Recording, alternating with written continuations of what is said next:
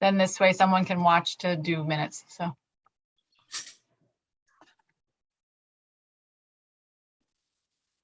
You need somebody to do minutes, but you don't want to read mine if I do it. That's the good thing with recording, because somebody can go back and do it after. Perfect. Okay, go ahead. Okay, my name is Daniel Smith. I am on the Board of Finance, and today is July 6th of 2022. Like I said, Dan Smith is online. We have Gary Anino, Carl Johnson. Trying to, why does it keep on going off? I got Winona Burdine. Who else is on there? And myself, Dan Smith. As for quorum, public comments. The only public on the meeting are the 3 select people, so. All right. Perfect. So the next Need a agenda. motion to accept the transfers? Are we going to do them one at a time or individual? One at a time. Let's go through. I motion to do the first assessor's offer expense for $555 from licensing potion NDA guy. Okay, Christine, so- since you're at a computer, will you handle these for me? Absolutely. Thank you. So the transfer request for this is because of increased postage costs and the NADA motor vehicle pricing guide increased. The assessor did include this for next year's budget, but he didn't realize basically that manual doubled in price. It went from $400 to $800. So that's the bulk of the additional expense, and it is taken into consideration for the next fiscal year's budget. So did the vehicle assessments, from what I understand. Yes. I make a motion, we approve. Second.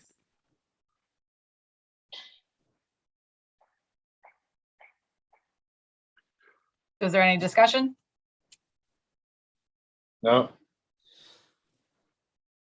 All in favor? Aye. Aye. It will be 4-0-0. All right, Christine. All right, so the next one is B 6.00 salary for the tax collector, again, coming from B 26.04 state troopers. It's an additional $1,611 for additional hours worked. Our new tax collector, she started working in May of 2021, so she was only on the job for about a month when tax collection season started. So just to get up to speed and get everything processed, she ended up having to work some extra hours. So this is just to cover those hours throughout the year. We have looked at her schedule and she knows when she's working 35 hours a week and when she's working 25 hours a week. So we don't anticipate this happening again. Like to entertain a motion? Is that one Make a out? motion that we approve it. Second. Okay, discussion? I'll just make a comment, which is that the Board of Finance has only seen financials for the state troopers account through the end of April. And so it is expected this money will be there, but we don't have financials. We won't have May financials until next week, just as a heads up. Yep, and I said before we officially started the meeting, we did receive the full year trooper invoice and talked to the troopers about anticipated overtime and anything that we were going to be receiving invoices for. So we know we're going to have the amount of money to cover this in their account. Thank you, Christine. Okay. We have a first, we have a second, and we had discussion. All in favor? Aye. Aye. 4-0-0. Okay. That one passes 4-0-0. On to number 3. All right, so the next one is B 8.00 fees, town attorney, again from B 26.04 state troopers. So this is $8,000 for attorney fees. It was a union negotiation year, and with the climate that we have right now and inflation and everything else that's going on, our union negotiations have taken more sessions than they have in the past. We've also had some other unanticipated cases that have come up for Freedom of Information Act and some other things. So it was a bigger year for attorney fees than we thought we would have. We did try to put more in for the negotiations, but it did run over. So that's why we're asking for an additional 8,000. Okay. What is the, when do we ask questions? Do we make a motion first or then have, Yeah. all right. I'll make a motion, we approve it, but I have discussion. Second, Discussion? What is the contract with the town attorney? Why are these things not flat rate? Why are they T&M? And what controls that clock? Because I have a hard spot with the legal profession because they're the only ones that are left unencumbered by a fixed price contract. We have an hourly rate that we pay the town attorney. We have several attorneys that we work with for different types of things. We have a contract attorney, we have a labor attorney, and we have the general town attorney. And then land use has some attorneys they use for their cases. I will tell you, they do not charge us for all of the time that we talk to them. If it's responding to emails, if it's quick phone calls, it does not show up on their invoices. We have a good deal, a good hourly rate compared to some other towns. And we only talk to them when we absolutely need to about issues. We had the siting council situation with the 184 solar project that took up more hours. So I think it was just a different year this year than prior years have been. So my two comments on this one are, one, that the $8,000 represents almost a third more of what the line item budget was for the entire year. And the budget for the 22-23 fiscal year did not increase at all. It remained at the $30,000. So just take that into consideration for what we could be facing next year at this time. The good news is this is the negotiation year. It's a 3-year contract, so we won't have those expenses. We haven't finished negotiating, so we may have a few expenses into July, but we won't have as significant an increase as we did this year from that.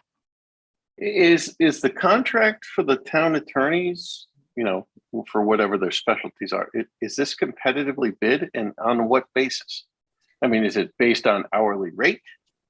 Is it based on we have not bid it out recently. So if that's something that the Board of Finance would like us to look at, we can look into that. I think competition is healthy, especially when you see a 30% kicker at the end of the year. I don't know why at $30,000 we wouldn't think about competitively bidding something like this. the only thing I would say to that is if we're getting a good value for what we're doing and we put it out to bid, the gentleman we're getting a good deal from sees a better price, will he increase his price even if he is the low bidder? And I've seen that with different things. So yeah, if they put a bid in and it's a different rate than they're currently charging us, and then they're the low bid, then yes, they would get that rate. But competitive bid doesn't mean we need to go low bid. It needs to be right bid. And we can check references. We can make sure we have the right talent for what's in front of us. I mean, there's a lot of facets that we can evaluate the bid on, not just the hourly rate. Because, I'm with you. I wouldn't want to award the contract to somebody who fogs the mirror if you hold it in front of their mouth. They need to be a good attorney. They need to be effective in what they do. They need to work within the budgets and keep the hours low. I just would like to see us take another look at this Okay. going forward. I'd like to recognize Bob Carlson. Great. Can you hear me, Dan? Yep. This is new for me to use my phone for this. Gary, in answer to your question, one thing you don't know, one thing we get when we have the attorneys, the same attorneys year after year, is we have institutional knowledge of where we've been. Like right now, I'm working with Indian Affairs with Perkins Coie out of Washington. That's been there working on this since Nick Mullane was in office.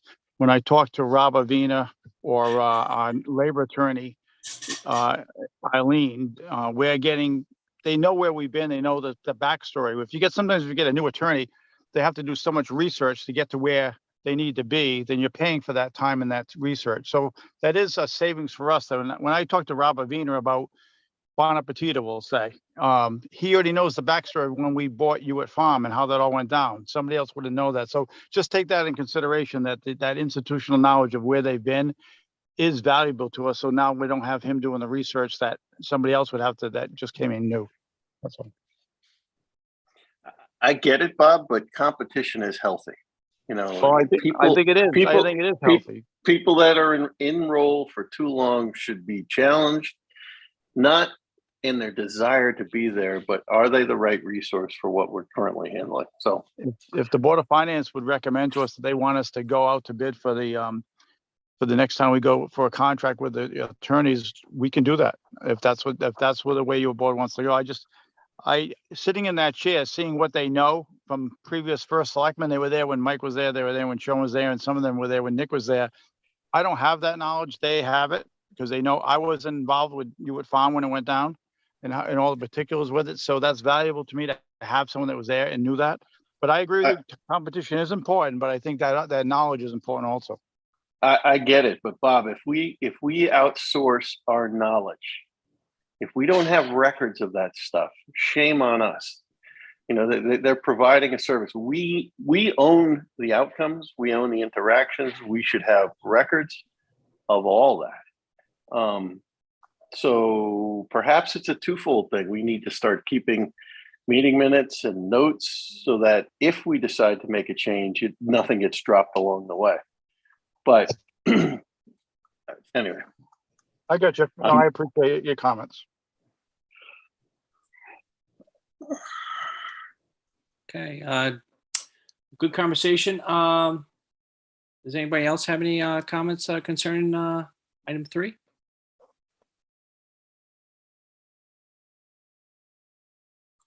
None. Okay. All right, let's put up to a vote. All in favor? Aye. Aye. Gary? Yes. Okay. 4-0-0, and I am an aye. So I got a quick, I'm getting chatter from Paul. He's having connectivity issues. Does this make our meeting null and void, or can we still rock on here? We can still rock on. We have a quorum. Good. Okay. So are you good for me to move on to the next one? Yep. Okay, so the next one is B22.03 North Stonington Quarterly Newsletter from B26.04 State Troopers. So this is $2,050 for printing and mailing of the summer 2022 edition. Prior to COVID, we had the printing handled in-house at the schools. We haven't been able to have that done since then. Volunteers can't go in, no one can go into the schools at this point. So it's costing us about $2,000 an issue, $1,500 for the printing, $500 for the mailing. So we need this money to cover for this year. And they're going to talk this summer about whether they're going to go back into the schools or continue to have it printed through a third-party printer. So there may be an additional appropriation request as we move into the new fiscal year for that. But for a 16 to 20 page newsletter to come to everyone's house in town 4 times a year for $8,000, we feel is a good value for the members of the community to get updates from the departments, the boards, the commissions, and the nonprofits in town. Do I hear a motion? I make a motion. Okay, do I have a second? Second. Okay, discussion? Oh yeah, baby. I am confused by the whole this is the North Stonington Quarterly, right? That we're Yeah. discussing. Right. I am confused by it because it comes out under the framework of it being from the town, and yet it seems to be somewhat selective in what's included and what's not included. I shared some feedback with Bob and Brett, and I didn't mean to not include Nicole, but I figured if I only hit 2 selectmen, then it wasn't an official correspondence, and I wasn't sure I wanted it to be official correspondence. However, there seems to be a couple people that are highlighted in there that are not part of the town's infrastructure or committees, and I'm like, how is it decided what's included and what's not included? And the town pays for it. It should be only town related entities communicating via that. You shouldn't get what I call free advertising if you're not part of the town's infrastructure, in my opinion. So with that, I will rest. Bob, Brett, somebody want to respond to me? Recognize Bob. Bob. Yeah, yeah, Gary, so we're gonna meet with we've got a lot of pushback lately from the quarterly. We're gonna meet with them in August before the next issue goes out. Talk about how they get it done, how they print it, and also what goes into it as far as the input is, make it what stories, who's a nonprofit, who's made for profit. So issues we've gotten pushback from multiple people, and that's why we're going to have this meeting in August. So the next issue is due out October 1st. We'll have that straightened out before then. If the quarterly wants to go on and it's going to be recognized and funded by the town, it has to adhere to what the town wants in it. Basically, I don't want to silence anybody and tread on the First Amendment, but at the same time, it is a town-funded quarterly newspaper. And if the town feels that it's for some reason sided one way or another, it shouldn't be. It's just strictly an informational newspaper that goes out to let people know what's going on in town. So, but we will be meeting in August, which that'll be, on our agenda when we bring it up, and you'll be more than welcome to come and ask questions of I guess there's two editors, so. Excellent. I'll be there, Bob. Thank you. I got a little, when the school was doing the quarterly printing and the whole 9 yards, what was it costing them? We have an So- idea? We had to pay for the paper and we had to pay for the ink. So we had we didn't go so we always had to pay for the summer issue to be printed separately because school wasn't in session when we did it. So it was 3 issues in-house, 1 outsourced, and we were within the $6,000 budget. So I guess how about this, Christine? What's it cost for the paper and the ink versus what it costs for somebody else to print? Is that? I don't have that. I don't have that with me, but it does. I mean, postage cost has gone up, but it's about $500 for the mailing. So I would say they were probably paying $500 or less for doing it in-house. But it's a matter of having the students to help fold it. And the quarterly editors will talk about all that when they come to that August meeting. All right, so I would say if we could, just go back to at least having the school do it, so they're getting the education on how to do the quarterlies. They're not doing the layout. They are No, they're not doing it. literally All they're doing is printing and printing. folding. So basically, they're just labor hands folding pieces of paper. So So I think, we're not saving that much. yeah, I think having someone help with the layout possibly as a senior project might be a good way to get them more involved in that way. But there's no educational value to them folding at this point. Okay, thank you. Brett, I saw your hand up earlier. I was just gonna, you called on Bob first, so he said what I was gonna say. And I know Nicole brought that up at our meeting as well, that it'd be good to have a sit down and talk. Because I do think one of the bigger things was they went from 16 pages to 20 pages, something right around that, and that increased the cost a little bit too. So I do think this discussion we're gonna have with them will help and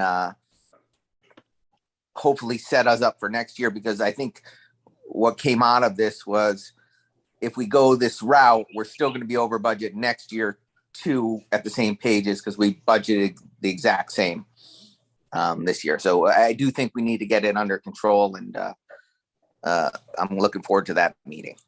Thanks. Okay, Nicole?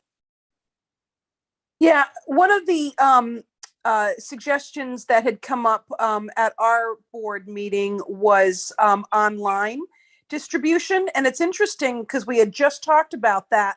And the other day, I literally just got an email to my home email with an introduction to the North Stonington Quarterly online. So I do think that will help in the future. Just wanted to let you guys know that we were talking about moving to some online, which will certainly save us money. Okay. So it sounds like this topic is going to bridge into the August meeting. All right. Anybody else have any questions, comments, or concerns? None. Okay. Like to bring it to a vote. All in favor? Aye. Aye. Gary? Yes. Okay. 4-0-0. All right. Number 5. All right, last one, B 30.01, tax refunds prior year from B 26.04 state troopers, $1,688 for prior year tax refunds.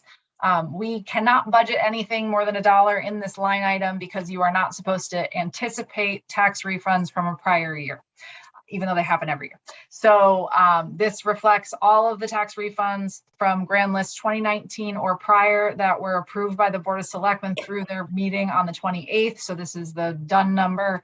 Anything that would be approved in July would come out of the new budget. So this is just to square up that line item for the year. Okay. Like to hear a motion? I make a motion. Go ahead. Okay, Winona. You have a second? Second. All right. Discussion? Oh, yeah. All right. What? So all 4 of these are funded out of the state troopers. Why is the state trooper fund seem to be the honeypot to solve the budget issues? How are we so underspent to be able to accommodate all this from the state troopers? No.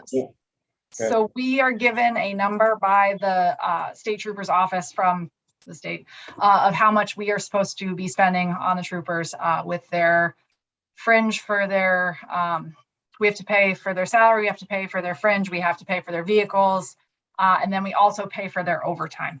So we put the number in that we're told, plus the number we calculate for the fair overtime, discretionary overtime. I think we had budgeted for DARE in this year because we didn't know that we still weren't going to have the DARE program in the school. So the troopers worked less overtime shifts to the town than we had budgeted for discretionary overtime. So that's why we have the surplus in that line. First of all, I'm a big fan of the troopers. It's all we have in town. And I hope that we're not being too tight-fisted when it comes to trooper overtime, because frankly, I'd like to see one around late in the evening once in a while. It just gives me a comfort. But I'm good for now. There is overtime that the troopers work that they don't charge to the town. So they may be in town working overtime and the state's paying for it. So it's a benefit to the town without the town being financially responsible. Okay, thank you. I do have a question. Maybe this is for Bob. Bob, is the overtime that we have been spent maybe better used that we actually, how many extra shifts would that have added if we spent that money? Do you know that? Are you saying that are you saying add a trooper, Dan, or are you saying Yeah, that? so if you I went out there, Clarify. so if you had $20,000, how many extra trooper shifts do you get with $20,000?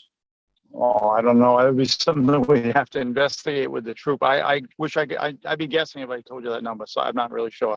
Yeah, it's just a question I had out there. So like Gary was saying, have an extra, the body in town kind of gives people a comfort, especially being right off of 95. That was kind of like where I was going with it. All right, so if our troopers aren't scheduled to work, so we have Jay and we have Wayne. One works day shift, one works night shift. When they're not working, we'll say third shift, 2P covers the town. They have troopers that go between us, Ballantown, Griswold, and they cover the area. The state's paying for that, but we pay for our troopers that are actually when they're working their shifts and any overtime they do in town. But the town is covered. But I know when Wayne does overtime, he's covering 3 towns. He could be going from Sterling to Ballantown to North Stonington. But Okay. there is coverage out there from the troopers. Just not. It's not each town doesn't have their own trooper at that time. Okay. All right. We have a first, second discussion. Let's put it to a vote. All in favor? Aye.